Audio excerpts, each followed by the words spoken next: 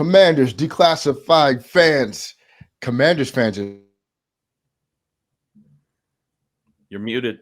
You muted yourself. Oh, man. Now It's going to he's be gone. one of those nights. He's so mad that they're playing Sam Howell that he just went ahead and took himself off of this podcast. Welcome to the Commanders Declassified Podcast, friends and neighbors. I'm going to try to do this intro right while Ellie gets his computer working.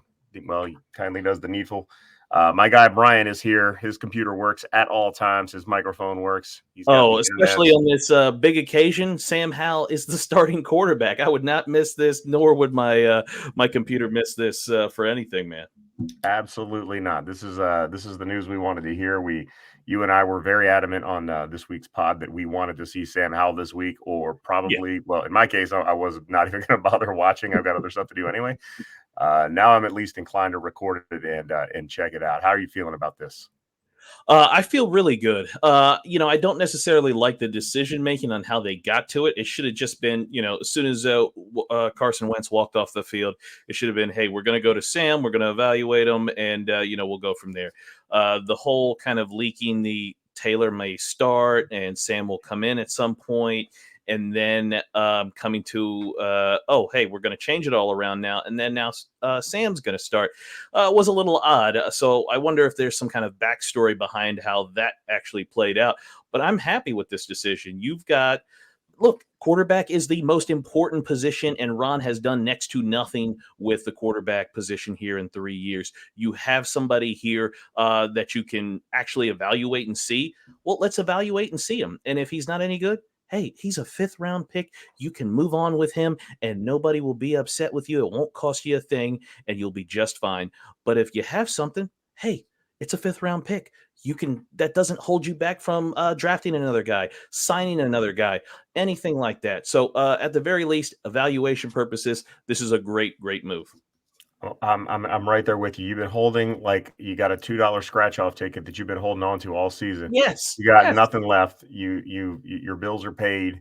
Yeah. You don't have enough money to go on vacation. So let's just scratch this thing off and see what we let got. it Maybe ride. it's a $10 winner, maybe it's a dud, but we're not going to know until we scratch it off. So let that dude play. You got nothing to play for this week. There is no reason not to play Sam Howell, despite our host's best efforts to tell us otherwise, which he's going to explain at any second now. This is the right move for this week, and it actually makes me want to watch this game.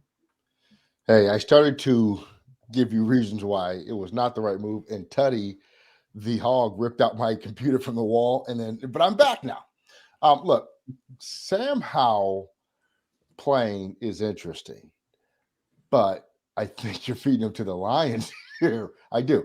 Well, look, whatever. At this point, if they want to play him. Who cares? But you're throwing him against one of the best pass rushes in the NFL and one of the best, cumulative defenses in the NFL.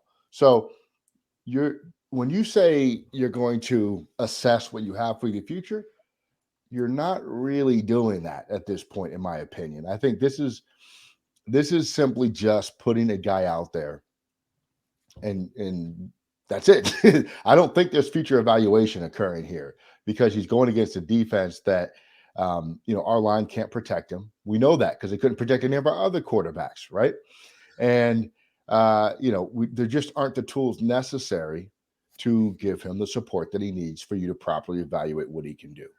Well, there's you can always look at somebody and see how they handle adversity, and there's going to be a lot of it this Sunday with who we have out. So absolutely, it may not be as simple as okay, he can be a 10-year starter after watching him in this game, but it may be able to say, hey, he got a heavy rush all day. He didn't waver. He didn't lose confidence. His eyes stayed up. He looked to get the ball downfield. Those are things that we can legitimately do, and that's needed. And I think this is something that this group needs to do because they haven't been very good at evaluating the quarterback. I mean, look what they did with Wentz, right? They gave up. They traded against themselves to get a guy who ultimately just blew up right in their face. And luckily, they didn't restructure his deal, and they kept that loophole that they can get out of it after this season. So I think there are some things that you can do and evaluate. Again, is he going to win this game? No, I'm not looking for him to win this game because, yeah, just like you said, the odds are stacked against him. The Cowboys are playing for something. We've got a bunch of people out already. So, but I think there are other things that you can say, hey, that's a trait that I like. That's something that we can work with here. And then, hey, has he learned anything from preseason till now? We heard all these rumors that there was nothing there, right? He wasn't learning. He learned enough to be the backup and be one play away. And now we get to see if there was actually something there. Yeah, I don't. Look, the Dallas Cowboys have a good pass rush. They've got a really good pass rush. They're not the 85 Bears. He's gonna get looks against this team. This team isn't, and this is not an invincible defense. This is a really stout, strong pass rush. Micah Parsons is an absolute beast, and our offensive line isn't great, and I'll give you that. But he's gonna, if he completely wilts against this defense, he's probably not the guy. And also, if he has a bad game and he doesn't recover from it, he's definitely not the guy. Yeah. There's no reason to not play him this week. There's nothing to play for. And you've already seen what the rest of those guys can do.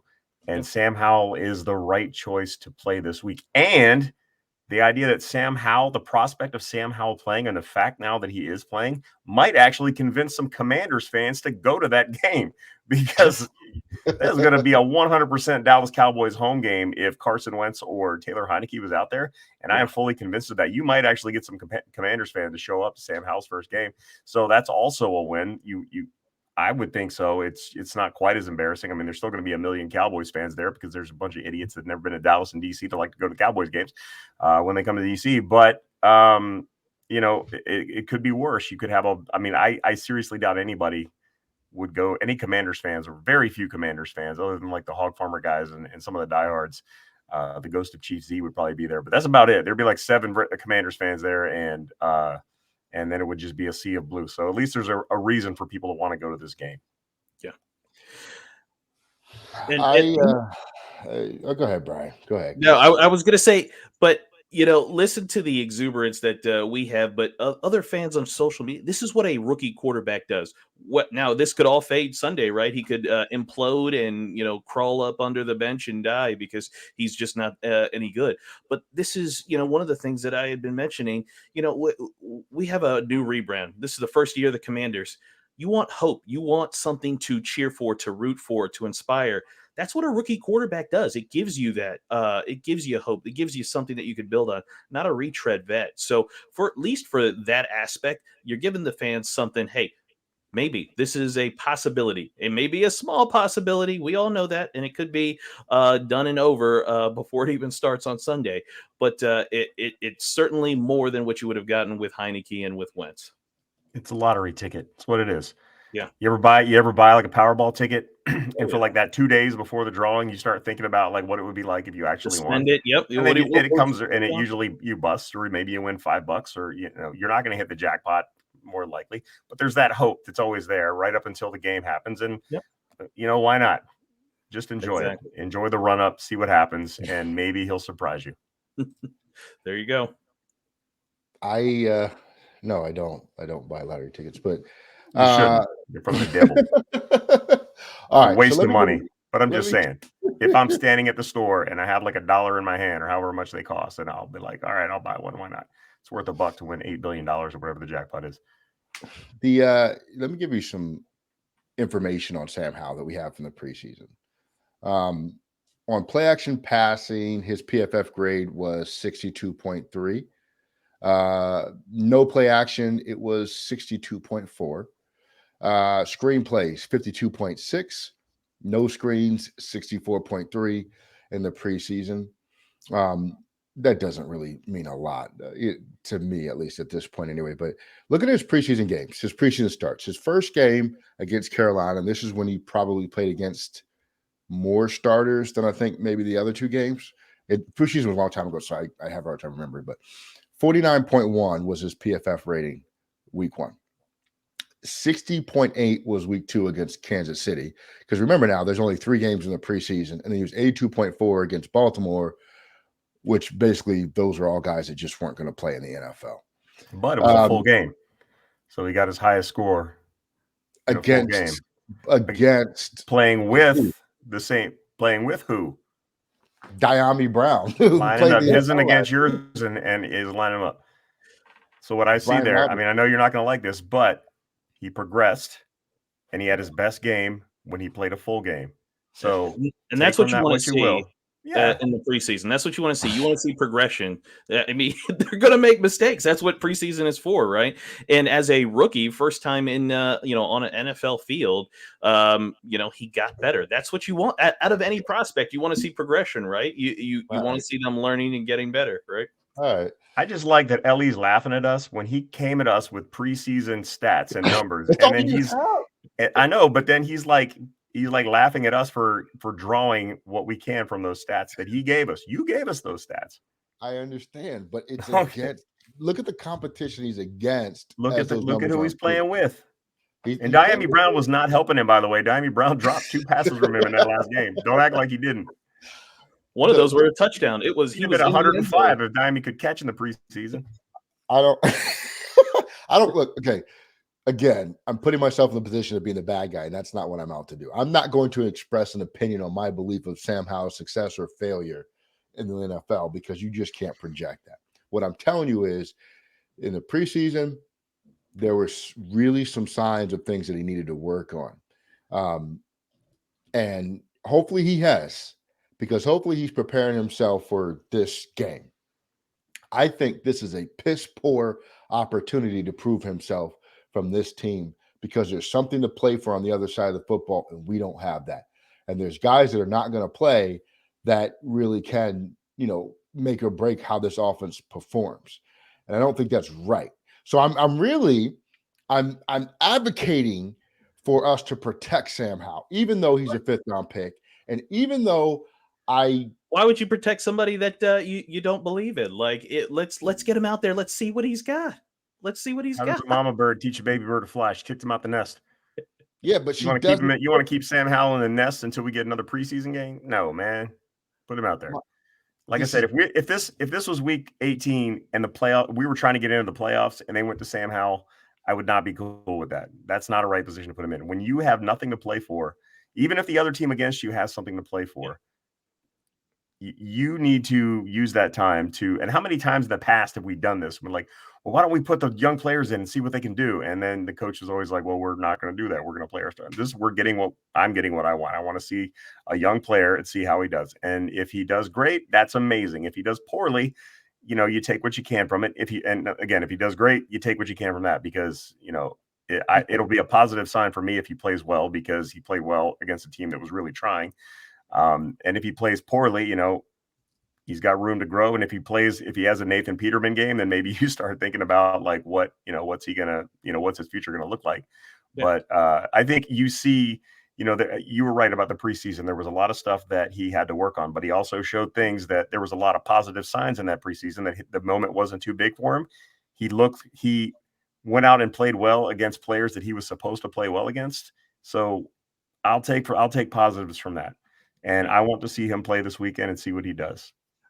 And there's never a good time to play. It's not like we're going to start off next year and we're facing an 0-17 team. There is no ever good time. We've had our starters play games where we think they should win, and they go out and lose to a team that is below 500, like the Cleveland Browns, and who've already been eliminated, and our starters couldn't get it done. So there's never a good time to play. There is no holding back. There is no protecting. These are grown men, and if they're not able to handle this, they can't be on the football team. We've got to move on from them. He has to be able to handle this. And no one's saying he needs to throw 400 touchdowns, but he needs to know what he's doing. He needs to be able to call the plays. Can he do that, right? Can he go out there, command the huddle, call the plays correctly, and execute them? Can he move the chains? Can he pick up a third down? These are things that we need to see. We don't necessarily need to see 4 to 5 touchdowns out of him. That'd be nice, but I think this is as good as time as any. Right, the future is now. Let's see it. I don't agree with that.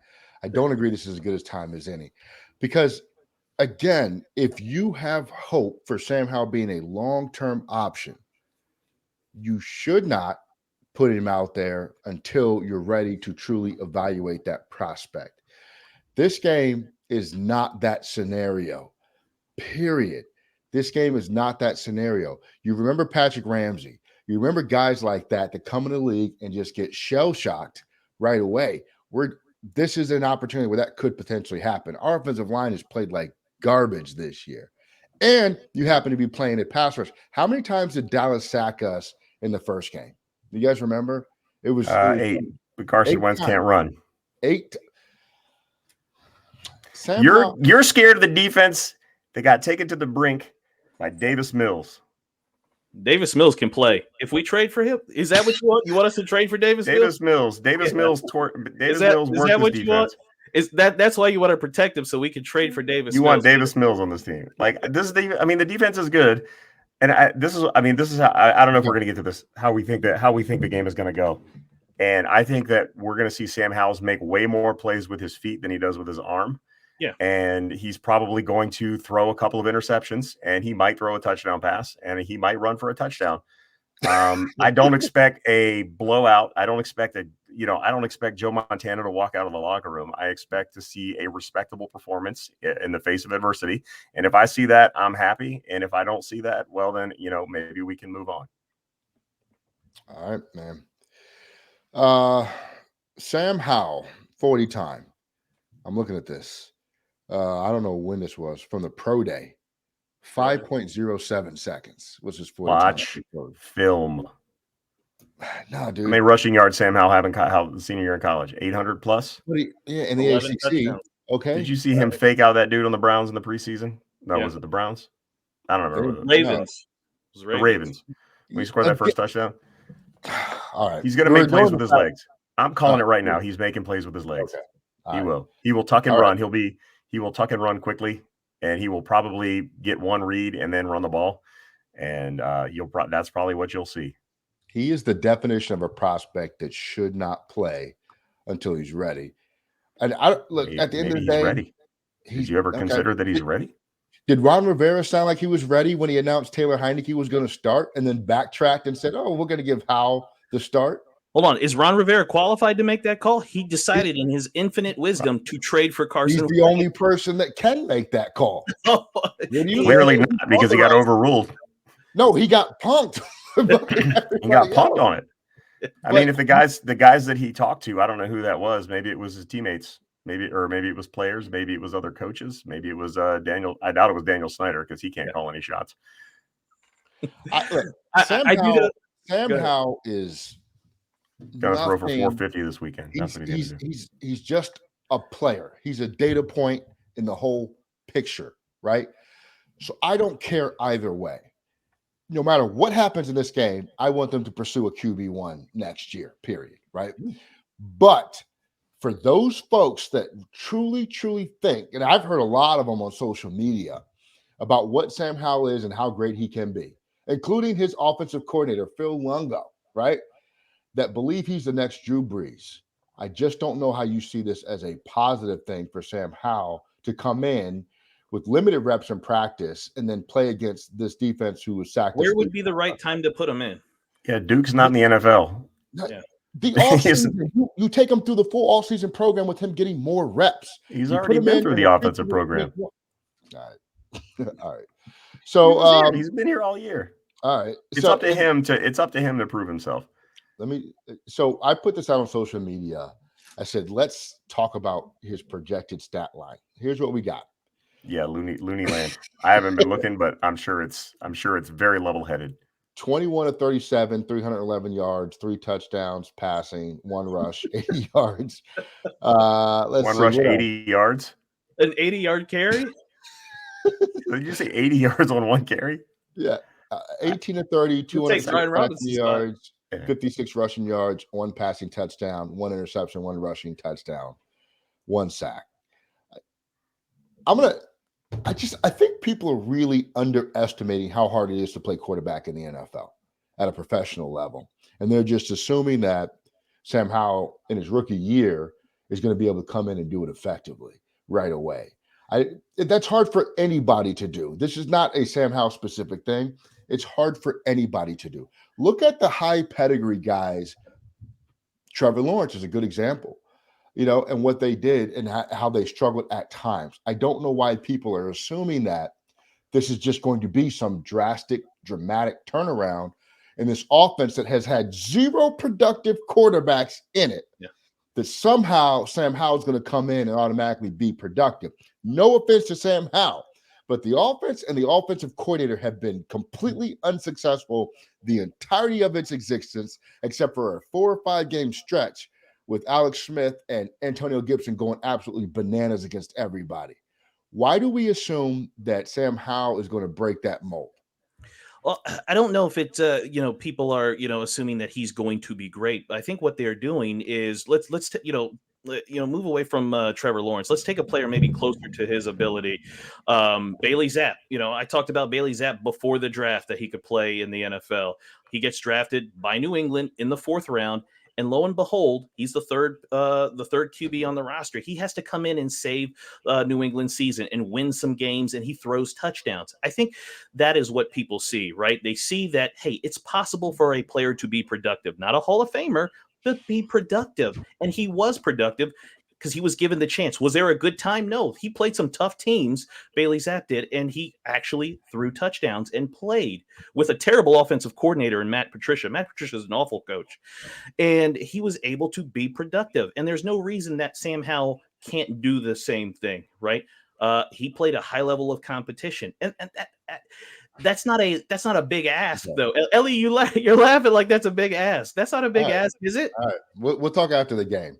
What do you guys? You're asking. You just to answer your question of like why you don't understand why people are saying these outrageous stat lines, and it's because you put out a poll question on Twitter. Yeah, that's the big one. Yeah. I mean, what do you expect? Like nobody is reasonable on Twitter. Nobody is rational on the Bird app. I'm sorry. So, Jeremy Fowler from ESPN put this out. I want to get you guys' thoughts on this. Initially, Rivera was going to start Henicke. Henicke then went to Rivera and said, Sam Howell should start this week. He deserves the opportunity. So it's come out that that's who said that to Rivera. No. What do you guys make of that?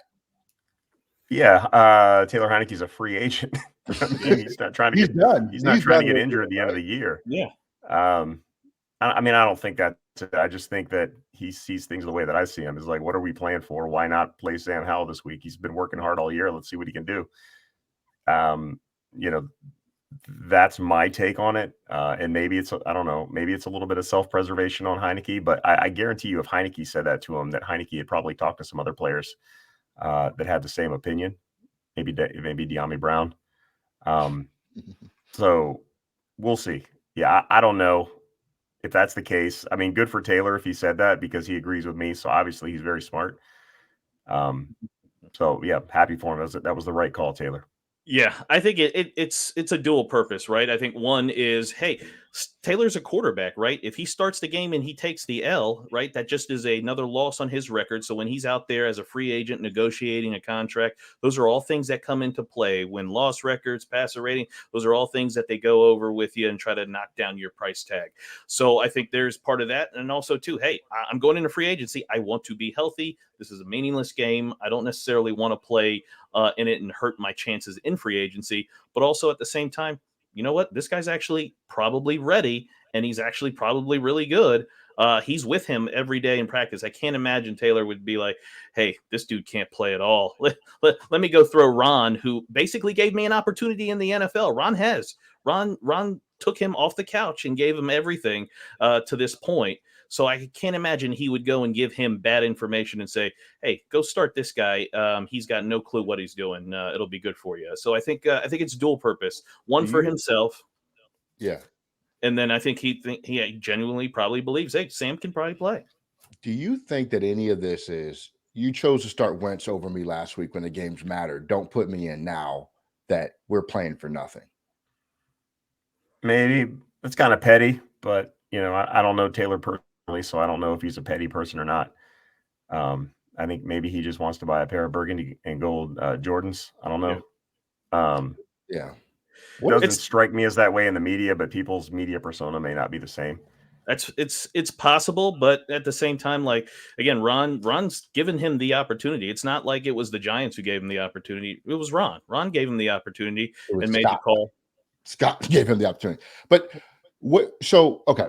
First of all, and let's talk about this later in the offseason, what this says about sort of our organizational structure, where our backup quarterback is like, nah, bro, you go play this guy. And our head coach is like, okay, sure, we'll go make that happen. He was going to be the starting quarterback. Carson Wentz you understand my point, though. He's Sam Howell. Technically so, and our coach is just like, okay, cool, let's go do that. But he didn't have any intention of playing how to. Oh, well, here's another thing too, is if they start Heineke and they're like, hey, we're going to take you out after a couple of series and put in Sam, I can see a lot of guys who, hey, if you're going to make me the starter, I want to play the whole game. I don't want to play 2 series and then you take me out and put this other guy into it. So that probably had a lot to do with it. Like, hey, if you're going to play me, play me. But if you want to see that guy, go ahead and see him. That's fine, but start him. Don't put me out there for 2 drives.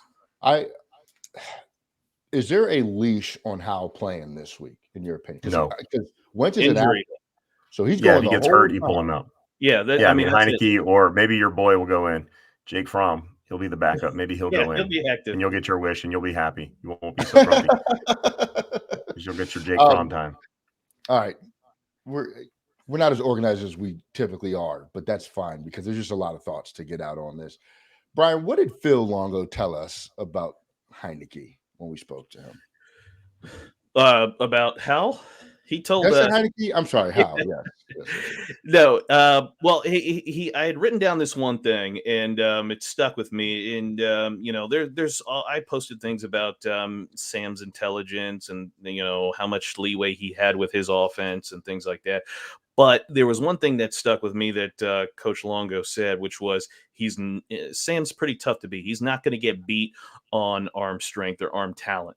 And what I took from that, and I think what Coach was trying to say was that, hey, depending on what the defense is doing, if they're trying to play tight on receivers, if they're trying to play you a certain way, kind of crowd the box, that kind of thing, they're not going to be able to intimidate Sam. He has an NFL arm and he can get the ball out in a hurry. We went over on the draft pods about the zip, the RPMs that Sam can do, put on the ball. And he was like actually first at the Senior Bowl with all those other quarterbacks with some of the RPMs that he can put on the ball. So that zip, how fast he can get it to the receiver and how far he can get it to or down the field.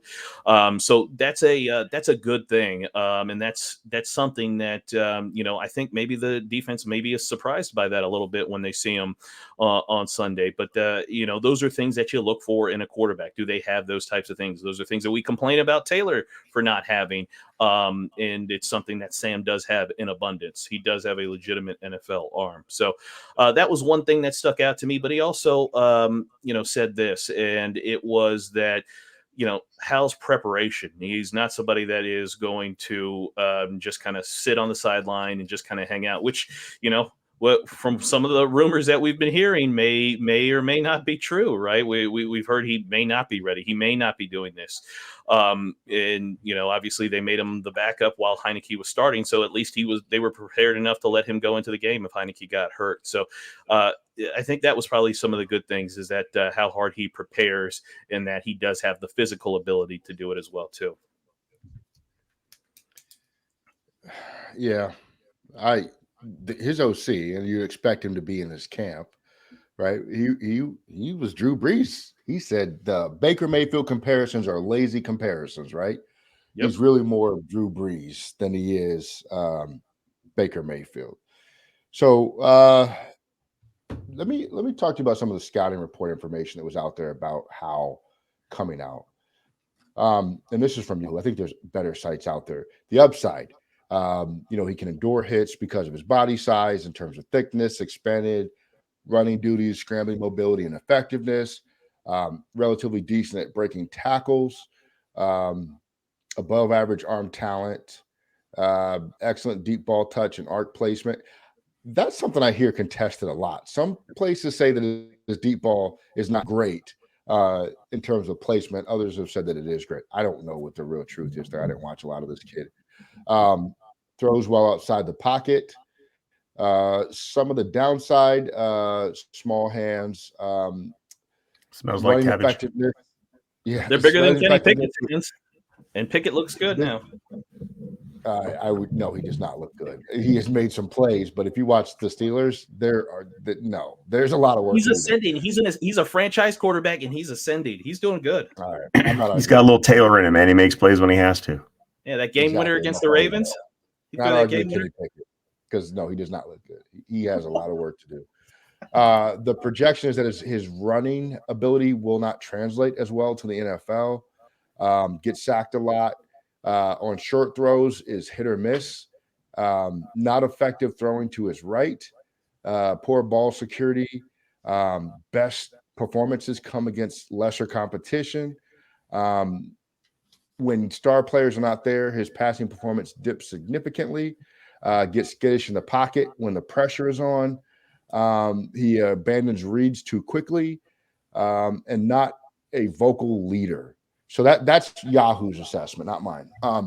Yeah, and you can see like. Uh-huh. No, I was going to say, like, when you get like some of these scouting reports, this isn't just in general. When you watch a prospect over a course of a couple of years, and you hear like a scouting report like that one clearly they only watched him in his senior year when they talk about his running ability. We talked to the guy, like literally, we talked to the offensive coordinator. He didn't have to run his first 2 years as a starter because he had literally 2 NFL backs, Michael Carter and Javonte Williams. He didn't need to run. And, when they, say, though, his running ability won't translate or this, he looks to run too early. They made him run. Like the coach literally came out of his mouth and told us they made him run his senior year because they had nobody else to do it. They had no other real run threat at running back because the guys were in the NFL. So you have to look at those scouting reports and say, okay, when did they look at them? And, how much did they actually look at them? Because to me, that one's clear. Like they didn't watch the first 2 years.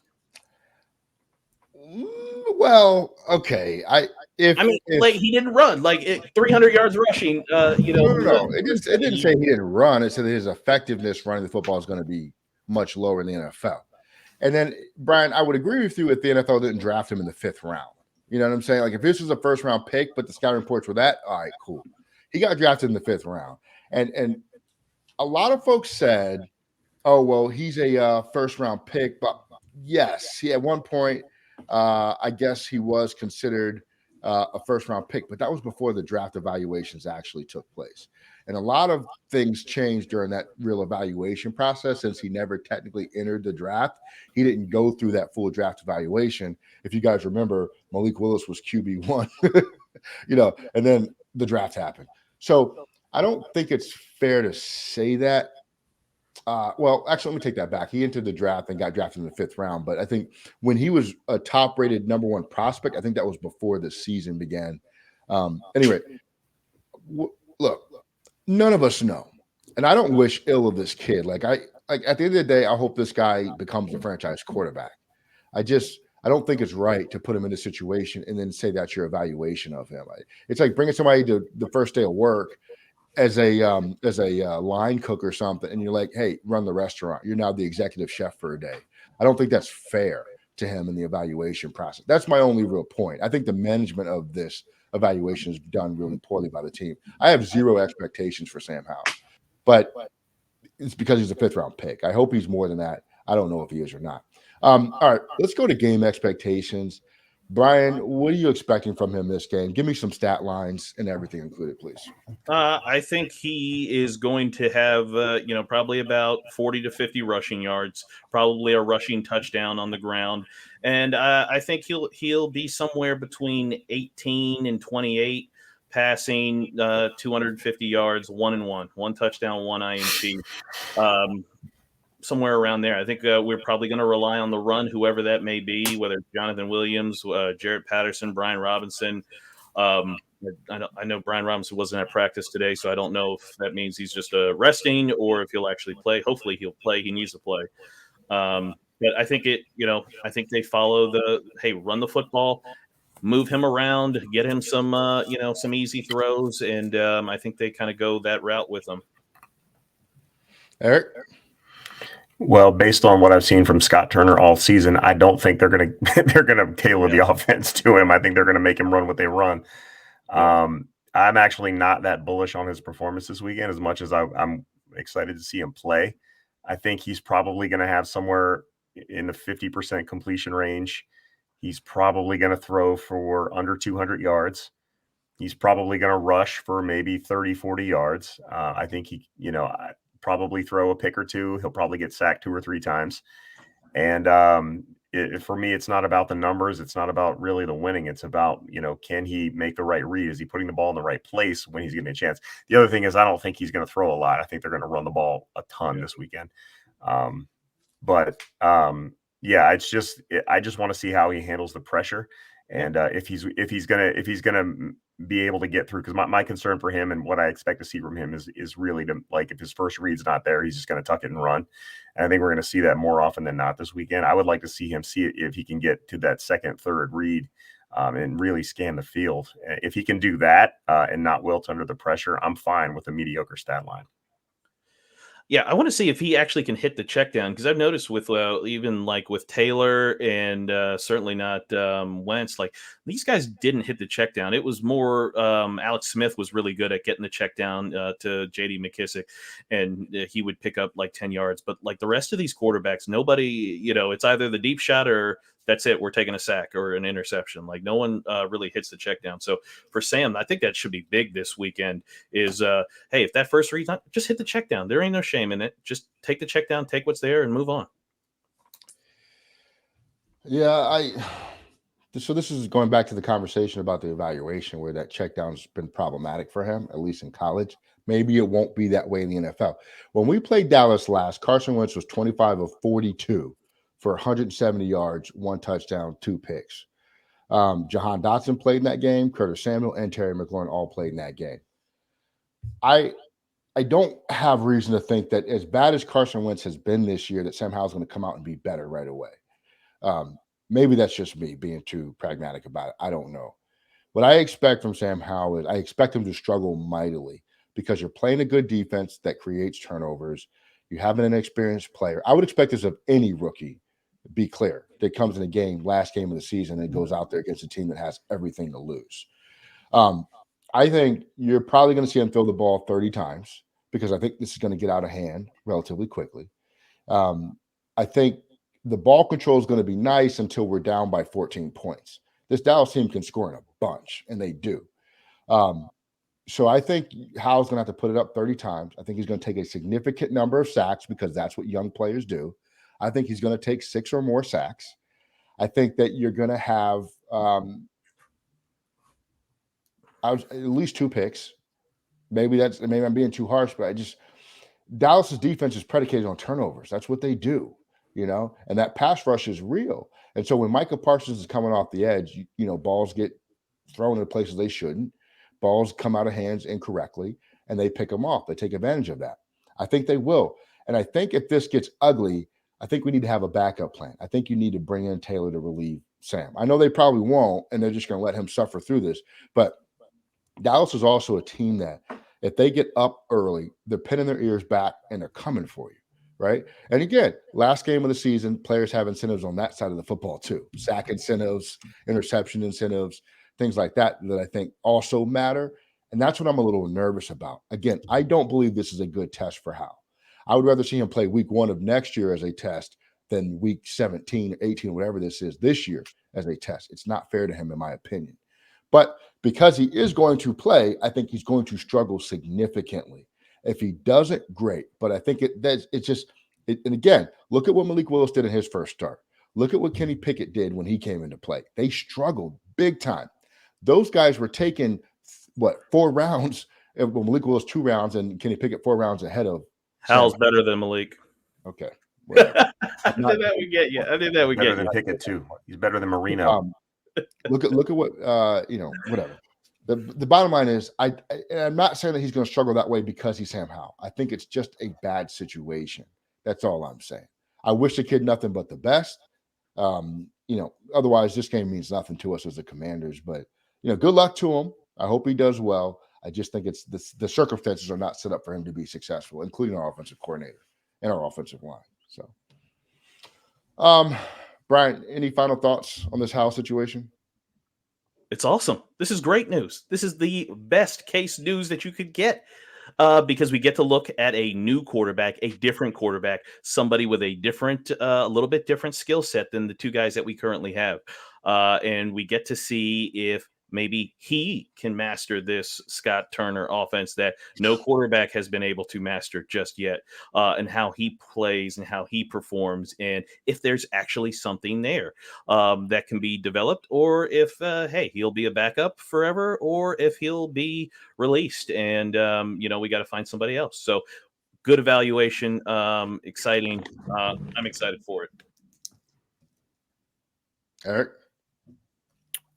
Yeah, different is not necessarily better, but different is good. If you're sick of eating Salisbury steak every night and you get to try a porkette with gravy, it might not be better, but it's different. You're at least excited because you don't have to eat a Salisbury steak. That's a, I don't know, school lunch analogy. I couldn't think of anything better, but at least you get to have, you get to see something a little bit different. And with the gigantic letdown that this entire season has been, at least we get something to look forward to for the last game. Because I'm not sure if I've mentioned this, but I had no plans of watching this game if Sam Howell wasn't playing. So I can at least sit back and watch a game and enjoy one more game this season before we move into the long off season. So I'm excited about that. Whether he plays well or not, at least we get to see him play, and that's really what matters to me. Yeah. Do we really think that you got to go into this game thinking it's a loss already? Like, I don't know anybody who's thinking this is going to be a winnable game. But I mean, do we even think that Scott Turner's going to, if they get down, try to call more pass plays? Like, this is an evaluation period. I think they're going to call the offense to evaluate him, not to there's some magical hope that we're going to beat the Cowboys. Like, keep running the same plays. Like, if it's a run oriented game plan, run the football. I don't care if you're down 3 touchdowns.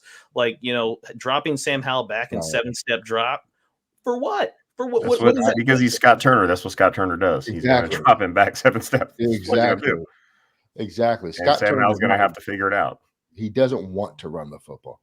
And he only did because he had to, because the season was still alive, and Ron Rivera threatened to give him a wedgie if he didn't run the football. Certainly now that's out the window. Dude, I bet you Turner comes out just throwing that football all over the place and seeing what happens. And whatever happens, happens. Let me clean up my point, because I think people are going to misinterpret what I'm saying. Sam Howell playing is great for fans. This is what fans want, right? They want it, just like you guys are saying. This is what they want to see. Here's a guy that they haven't seen before. He's young. He's a new, exciting prospect. I get that. My point is, I don't think it's fair to the prospect that we're putting him out here like this. And as an organization, I think we should be more responsible with how we introduce him to the game. Like, if we had put him in for a couple of plays, took him out like against some teams earlier in the season, that's one thing. The head coach of this football team clearly did not want to play this kid, but he felt the pressure to put him in there. And that tells me, or at least makes me feel like, there isn't a plan about his development in place. We're just doing things at this point. That is also not in favor or in the corner of this kid. So Sam Howell has done nothing wrong to us, but he's fallen into the system that is Washington football, and it's just calamity all the time, right? So I hope for Howell's sake that he's productive and he's great and he comes out healthy and he's not shell-shocked. But we've done this to passers before. We did this to Patrick Ramsey. I don't think he's going to be great. I don't think it's going to go all that well, because that's just the NFL and the odds are against him. But if he does, fantastic. I just don't think the organization is putting him in a position to really understand if he can be successful in this league or not. And the unfortunate reality of this is you're going to have to make a decision off of this game, right? Because we have big questions at quarterback that need answering, especially because Carson Wentz is a nothing burger, and Henicke is very likely going to find a free agency home. You know what I'm saying? That's going to pay him some significant money, significant backup money, $3 million, $5 million, something like that annually.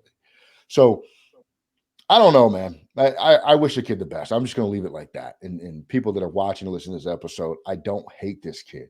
Eric and I went out and saw him at OTAs, and we were very impressed by the zip he gets on the ball. His arm is live as anything. It's great. He has a great arm. I just talk about circumstance surrounding his opportunity, and I don't think it's a good opportunity. It's not fair. That's it. That's all. All right. Well, this is so yeah, Sam Howell starting. We'll see how it goes. We'll talk about it after the game. And then I'm sure this is going to impact a lot of other things, from here forward into the offseason. So best of luck, Sam Howell. Get your 14 jerseys. Get your number 14 jerseys out. Cross out Fitzpatrick. Put on Howell. Oh, that's right. That was his. Yeah. Ryan Grant. No more Ryan Grant. Wasn't he 14? Oh, man. Ryan Gruden? You mean Ryan Gruden? Jay Grant. Oh, wow. Cross off that old Brad Johnson. There you go. That's hilarious. Good luck, though. And, we'll talk about it after the game, fellas. So, all right, we are out of here. Make sure you're subscribed. Leave your opinions in the comment section, even if you don't agree. We see them, we read them. Peace.